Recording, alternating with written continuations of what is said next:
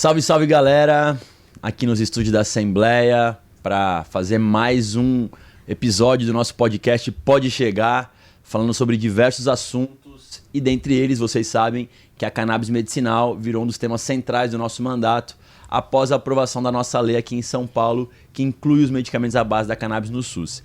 E para falar mais conosco a esse respeito, a gente trouxe um convidado muito especial, vou falar sobre ele aqui antes de mostrar ele para vocês, que é o Dr. José Wilson Andrade, médico formado pela Faculdade de Medicina da Universidade de São Paulo, pela USP, especializado em ortopedia e traumatologia, além de medicina esportiva e integrativa. Também é membro da Sociedade Brasileira de Ortopedia e Traumatologia, membro da International Cannabis Research Society, vice-presidente da Associação Pan-Americana de Medicina Canabinoide e membro do nosso Conselho Deliberativo da Frente Parlamentar da Cannabis Medicinal e Cânhamo Industrial. Dr. José Wilson, seja muito bem-vindo, um prazer poder tê-lo aqui para falar desse tema que a gente falou aqui nos bastidores. Nós somos apaixonados, você há mais tempo do que eu, mas eu tive a oportunidade de poder te ouvir em um programa e dali em diante eu falei, meu, que cara bom para poder falar sobre cannabis medicinal, esse cara tem que estar comigo. E aí de lá para cá a gente acabou se aproximando, eu tô muito feliz em ter você aqui com a gente. Pô, Caio, o prazer é meu, sempre à disposição, realmente foi muito legal essa aproximação e poder participar aí dessa frente, desse novo movimento aí que você está encabeçando desde o começo do ano aí com essa lei que foi aprovada, que foi um marco aí memorável aí para o avanço do uso da cannabis na saúde das pessoas. Doutor, nós vamos falar um pouco mais aqui das suas especialidades e a questão da medicina esportiva envolvendo a cannabis tem sido cada vez mais latente, as pessoas estão buscando e recentemente, desde 2018, salvo engano, o canabidiol não está mais na lista de substâncias proibidas pela Agência Mundial Antidoping. Eu queria entender o quanto isso acabou facilitando a prescrição dos medicamentos para atletas de alto rendimento e aí depois entrar um pouco mais no que esse fitocannabinoide ajuda o esporte em alto rendimento. Perfeito, vamos lá. Mesmo antes da liberação pela WADA, que é a Agência Antidoping em 2018, tá correto, tá? Que tirou o canabidiol da lista de substâncias restritas, já era muito procurado por atletas, tá? Tinha muito atleta usando o canabidiol. E por que os atletas procuravam? Claro que depois teve um boost quando liberou, mas qual é a função do canabidiol para o atleta? Bom, primeiro ponto, o atleta profissional ele não é saudável. Esporte de alto rendimento não faz bem para a saúde. Como nenhum excesso na nossa vida, com esporte também acontece. Então o atleta de alto rendimento ele é poliqueixoso, ele tem muitas queixas. Dificilmente você vai encontrar essa pessoa, esse atleta, sem uma dor crônica ou aguda. Ele tem distúrbio do sono, porque viaja muito. Ele é uma pessoa ansiosa, a expectativa pelos resultados. Muitas vezes depressiva, quando o resultado não chega por muito tempo. Tem distúrbios alimentares, precisa manter o peso, seja para baixo, seja para cima, então ele tem problemas às vezes com a nutrição em manter uma alimentação adequada. Então você vê que são muitos problemas associados, tá? E o que é a medicina esportiva? Ela nada mais é do que a medicina integrativa aplicada ao atleta. É você tratar o atleta como um todo, várias queixas diferentes, claro, respeitando a limitação de cada especialidade, mas tentar abranger todas as queixas, fazer com que todas se conversem para ter um resultado mais rápido e melhor aí nas queixas dos nossos amigos atletas. Perfeito. Então, podemos dizer que o canabidiol é um grande aliado do atleta de alto rendimento por poder fazer com que todos esses sintomas aí possam conversar e se tratar de forma mais rápida? Exato, você já manja do assunto, é fácil falar. Exatamente, o canabidiol ele é uma medicação muito integrativa. Por quê? Porque ele é promíscuo, ele age em muitos locais do corpo, em vários sistemas fisiológicos do corpo. Então a gente consegue abordar aí várias patologias, várias queixas, usando um só medicamento. E com a grande vantagem de ser um medicamento com baixíssimos efeitos colaterais, praticamente isento de contraindicações.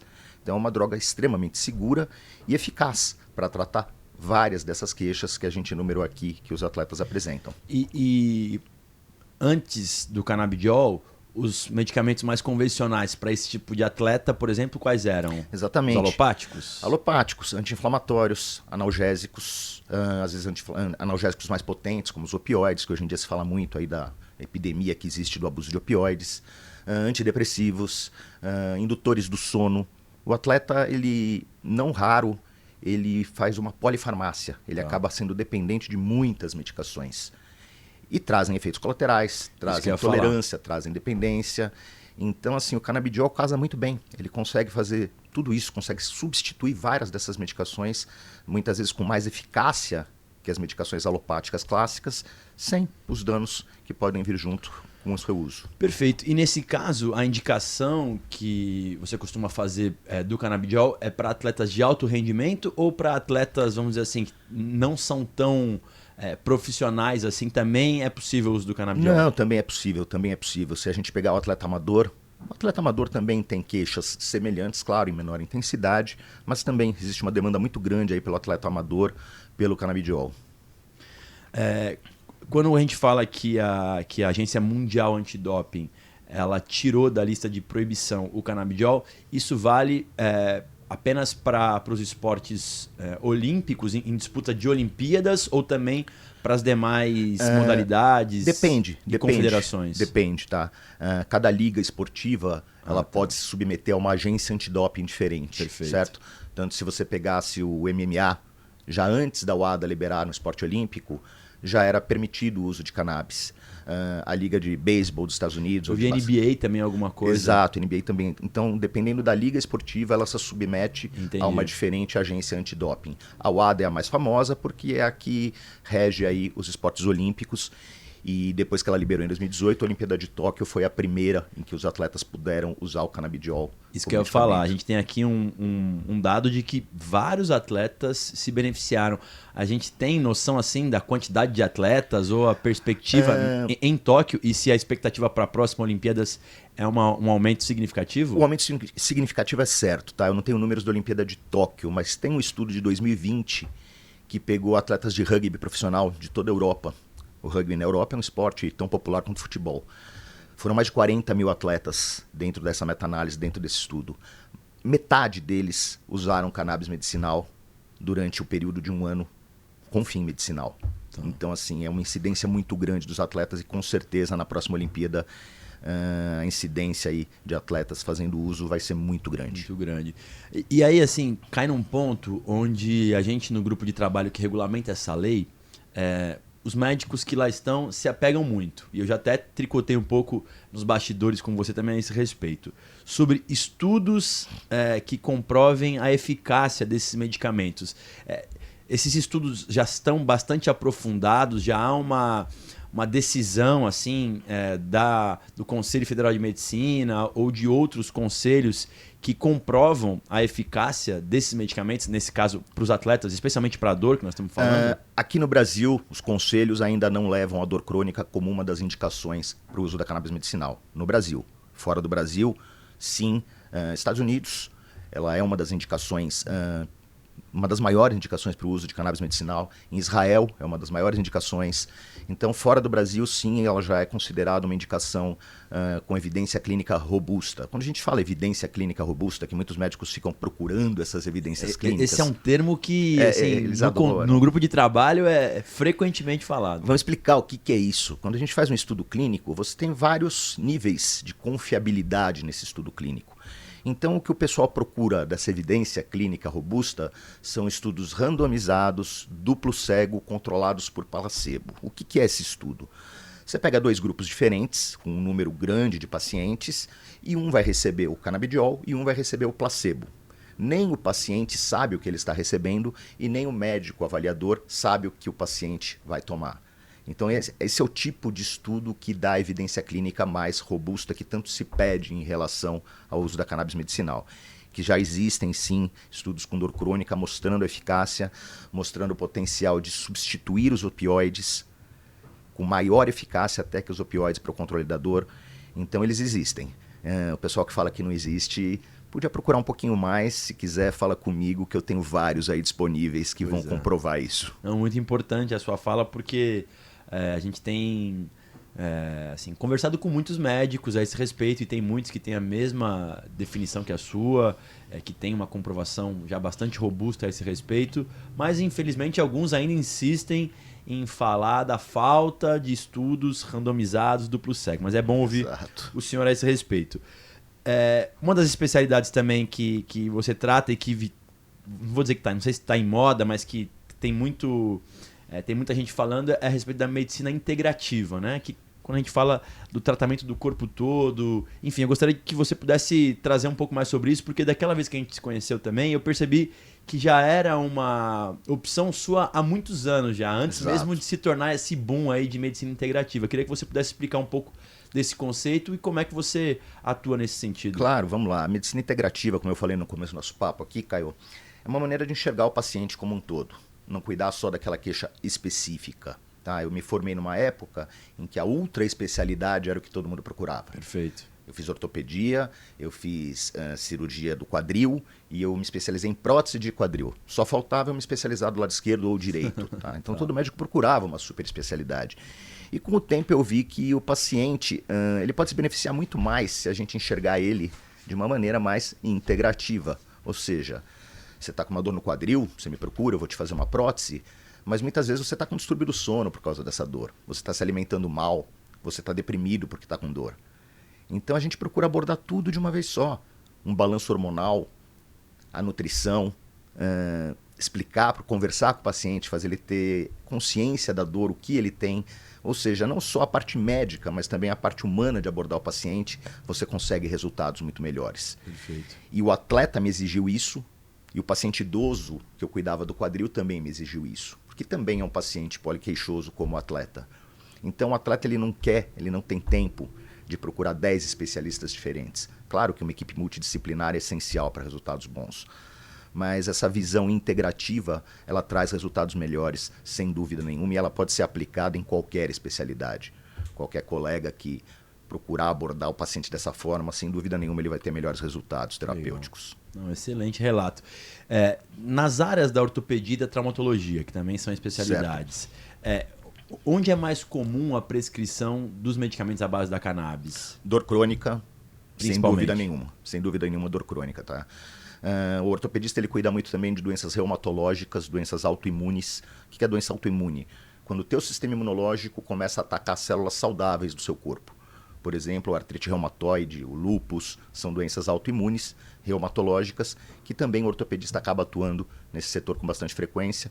E a cannabis medicinal tem resultados muito bons, não só para o controle da dor. Também? Lúpus também. É uma doença autoimune que também tem acometimento articular. Quadril, cotovelo, joelho. Por isso que muito ortopedista acaba recebendo esse tipo de caso. E o tratamento da dor crônica desses pacientes é muito eficaz, não apenas da dor, mas também da reação imunológica. Tá. O canabidiol, além dele ter um potencial anti-inflamatório muito grande, ele também tem um potencial de modular o sistema imunológico. Ele pode diminuir essa resposta agressiva que está atacando a célula saudável do paciente. Nós recebemos aqui, há 2 semanas atrás, a Lívia, que é paciente de fibro e também foi se especializar, fibromialgia. Na fibromialgia também já existem evidências comprovadas a respeito do uso da cannabis medicinal? Muito, muito, muito mesmo. Tá? A fibromialgia é até uma patologia específica. Tem um médico americano, o Dr. Ethan Russell, é uma das sumidades em cannabis medicinal. Isso ele já publicou há mais de 10 anos atrás, que a fibromialgia, a síndrome do intestino irritável e a enxaqueca são deficiências do sistema endocannabinoide. Ele publicou esse estudo, se eu não me engano, em 2004, depois fez uma revisão em 2016 confirmando isso. Ou seja, é um funcionamento do sistema endocannabinoide abaixo do tônus, abaixo do nível que a gente quer que ele funcione, que é uma das causas aventadas para a fibromialgia. Porque até hoje a fibromialgia é um diagnóstico de exclusão. O que é um diagnóstico de exclusão? Você elimina todas as outras possibilidades e só sobra a fibromialgia. Perfeito. Tá? A fibromialgia é uma doença relativamente recente. Tá? Quando eu me formei, todo mundo fugia dela, porque são pacientes difíceis. A incidência é muito maior em mulher. É uma dor importante, associada à fadiga, uma insônia. Então é muito limitante, é muito incapacitante. Os resultados com a cannabis medicinal para fibro estão sendo extremamente promissores. Tem vários estudos também já bem interessantes que mostram eficácia. Que bom. Doutor, quando é que eu consigo, porque a gente falou muito aqui em dor crônica, Certo, né? claro. As pessoas às vezes sentem dor e talvez não saibam se aquela dor que ela tem é uma dor crônica. Quando é que eu posso diagnosticar quando um paciente está com dor crônica ou não? Qualquer dor que dure mais que 3 meses é dor crônica. Então, se a duração da sua dor for superior a esse período, a gente pode caracterizar assim dor crônica. Tá. É a duração dela. Perfeito. Nesse caso, a gente está numa briga aqui para poder fazer a inclusão da dor crônica no rol de patologias Perfeito. e condições clínicas que serão beneficiadas pelo Sistema Único de Saúde através da nossa lei. A esse respeito, o que você pensa? Claro que eu já imagino que, conhecendo o seu histórico e aí até o relato aqui... Não precisa nem falar. O resultado é extremamente eficaz e pouquíssimo efeito colateral. Não faz sentido nenhum eu usar outros medicamentos. Até se fala muito que a cannabis tem que ser um medicamento de terceira linha, quarta linha, ou seja, primeiro a gente tem que tentar os medicamentos clássicos para depois chegar na cannabis medicinal. Eu não concordo, tá? Opinião minha, particular. Se você for procurar qualquer estudo, ele vai falar que eu estou errado. Mas eu vejo resultados muito melhores e com menos problemas do que com opioide. Eu não vejo sentido você usar um opioide, um antidepressivo, um anticonvulsivante para tratar uma dor crônica, quando você pode usar o canabidiol. Não só o canabidiol. Na dor crônica é muito importante também a gente falar do THC. Ele tem um papel muito interessante na dor Sem crônica, dúvida. além do canabidiol. E faz parte da lei também o THC aqui em São Paulo. Uma dúvida só, porque eu imagino que essa tua bagagem de aprendizado sobre cannabis não necessariamente tenha sido na universidade. Você poderia relatar um pouco como é que foi esse teu envolvimento? Não foi nada na universidade. Quando eu me formei, mesmo depois da minha pós-graduação, eu nunca escutei falar de sistema endocannabinoide. Primeira vez que eu fui ouvir isso, não fazem nem 10 anos. E foi por vontade própria. Perfeito. Coincidência, um irmão de uma amiga minha, ele trabalhava numa associação de pacientes e me apresentou o assunto, que era uma novidade. Eu fiquei curioso, fui lá olhar e me apaixonei e comecei a procurar, estudar sozinho. Quando eu entrei nessa história de cannabis medicinal, não existiam cursos, não existia formação. Tudo a gente tinha que ir procurando. Tem vários sites em que você indexa todos os estudos clínicos que existem no mundo e você vai peneirando o que você quer. Fui procurando, pipocava um congresso, sempre fora do Brasil, a gente ia para o congresso, trocava e-mail com outras pessoas que já estavam há mais tempo nessa história. Ou seja, eu fui meio um autodidata nessa história, eu tive que correr atrás. Hoje em dia isso está mudando, hoje em dia a gente está mudando isso. Já existem vários cursos aqui no Brasil mesmo, alguns muito bons, que podem dar uma formação inicial para o médico. As universidades começaram a olhar para isso com mais carinho. Agora, na Faculdade de Medicina do ABC, aqui em São Paulo, existe uma disciplina eletiva de medicina endocannabinoide. Tive o prazer de dar aula para a molecada. Poxa. Foi a disciplina eletiva que esgotou as vagas com maior velocidade, para Nossa. você ter uma ideia. Então, Aqui na faculdade do ABC? Isso, Faculdade de Medicina do ABC. Ótimo. Então, as universidades estão olhando para isso com mais carinho. A USP de Ribeirão Preto tem um núcleo lá para estudo de cannabis medicinal grande, que produz vários estudos, porém nada nas grades curriculares padrão. Tudo isso E na sua opinião seria o caminho adequado? vai ser, independente da minha opinião, Ótimo. esse caminho vai acontecer, é inevitável. Tá? O problema é o tempo que isso leva, né, doutor? Exato, e quanto mais tempo isso levar, mais tempo nossos colegas médicos vão demorar para aprender o benefício, e quem vai pagar a conta é o paciente, que não vai ter acesso. Hoje ele já não tem acesso. Se a gente olhar aí no Brasil inteiro, não chega a 4% dos médicos do Brasil inteiro que já prescreveram cannabis medicinal. E eu disse já prescreveram. Os que prescrevem ativamente ou que usam essa arma terapêutica no seu arsenal, não chega a 3%. Então é uma demanda reprimida muito grande, e isso só vai mudar quando o médico sair da faculdade, pelo menos sabendo que isso existe. Sobre esse assunto, o preconceito em relação a esses medicamentos, na sua opinião, está mais na classe médica ou na população? Na classe médica, sem dúvida nenhuma. Eu encontro muito mais barreira em abordar esse assunto com meus colegas do que com meus pacientes. Muito pelo contrário, o paciente vem de braços abertos. A gente pega pacientes idosos que até tinham preconceito com a planta recreativa e que entendem e que procuram e veem o benefício. Então o maior preconceito, sem dúvida nenhuma, é do colega médico, e ele está calcado na falta de conhecimento. Aliás, todo preconceito ele tem a falta de conhecimento na sua raiz também. Perfeito. Que bom. Doutor, para a gente finalizar aqui, e claro, sem dar um spoiler definitivo, porque o nosso episódio ainda vai sair possivelmente antes de vocês divulgarem as entidades beneficiadas do edital de emendas parlamentares. Queria que você pudesse falar um pouco a respeito dos projetos que chegaram até o edital de emendas. Para quem não sabe, eu já falei no começo, o Dr. Zé Wilson, além de tudo isso que a gente já falou, ele também participa ativamente da Frente Parlamentar da Cannabis e hoje está com um poder de decisão, junto com outros colegas, a respeito de entidades que vão se beneficiar de emendas parlamentares com o tema principal, cannabis medicinal. Um relato a respeito dos projetos que chegaram. Bom, muita coisa chegou, muita coisa legal. Em primeiro lugar, parabéns você e Eduardo Suplicy, que conseguiram levantar aí, em cima da hora, aumentou mais 250 mil reais, ou seja, são 750 mil reais aí que vão ser destinados a cannabis medicinal. E isso foi excelente pra gente, foi muito legal. Muita coisa boa, foi difícil escolher. Vieram projetos de diversas universidades, hospitais, associações. Então foi difícil escolher, foi muito difícil escolher. A gente conseguiu contemplar aí 5 projetos diferentes. Te falei, não vamos dar spoiler, mas coisa muito interessante. Só vou citar um deles, não vou falar de quem é o filho, mas tem um que vai ser sobre autismo, que é uma coisa que também me toca bastante e que eu vejo muita resistência no grupo de trabalho de vocês para abordar, e que quem mexe com cannabis medicinal sabe do benefício que ela traz para a criança autista. O autismo, não existe nenhum remédio que é para autismo. É uma doença que não tem um remédio para ela. A cannabis medicinal pode ser um. Então, um deles que me atraiu bastante é esse. Bom, que a gente vai descobrir depois. Fico feliz. Agora sim, fechando a nossa conversa, eu sempre termino... Você me falou que há mais ou menos 10 anos você vem se aprofundando a respeito desse tema. Se você tivesse que fazer uma perspectiva dos próximos 5 anos a respeito da cannabis medicinal aqui no Brasil, qual que é a sua perspectiva? Bom, eu acredito que eu vou ter muito mais colega trabalhando do meu lado. Por quê? Conseguimos aprovar o fornecimento pelo SUS aqui em São Paulo, como pioneiro, mas isso vai acontecer em quase todo o Brasil. Com certeza.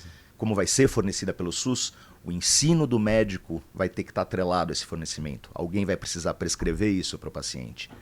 Então, vai ser obrigatório o ensino do sistema endocannabinoide. As universidades vão ter, de qualquer jeito, que se abrir para isso.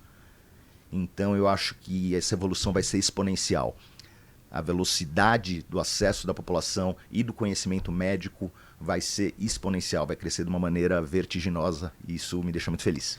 Eu estou contigo nessa. Dr. Zé Wilson, agradeço demais aqui a sua participação, é sempre um prazer poder ouvi-lo. Eu falo para outros amigos que, assim, claro que tem muitos médicos e, assim, cada um acaba criando afinidades com um, com o outro, né? Mas eu acho que o seu perfil, o seu jeito de poder também explicar o tema faz com que esse assunto, que às vezes parece tão difícil, você parece que consegue enxergar as coisas que você está falando. Então aqui faço esse relato para agradecer mais uma vez a sua gentileza, parabenizar a tua trajetória também, dizer que é um orgulho para a gente saber que a tua formação foi aqui na USP também, uma universidade pública que é parceira nossa nesse movimento de cannabis medicinal. Seja sempre muito bem-vindo aqui. Vai ser sempre um prazer, cara, estar aqui contribuindo não só para esse assunto, mas o que eu puder ajudar aí. Você virou um grande parceiro, um grande amigo também, e eu sempre vou agradecer a oportunidade de estar aqui com vocês. Que bom. Pessoal, espero que vocês tenham gostado de mais um episódio nosso do podcast Pode Chegar.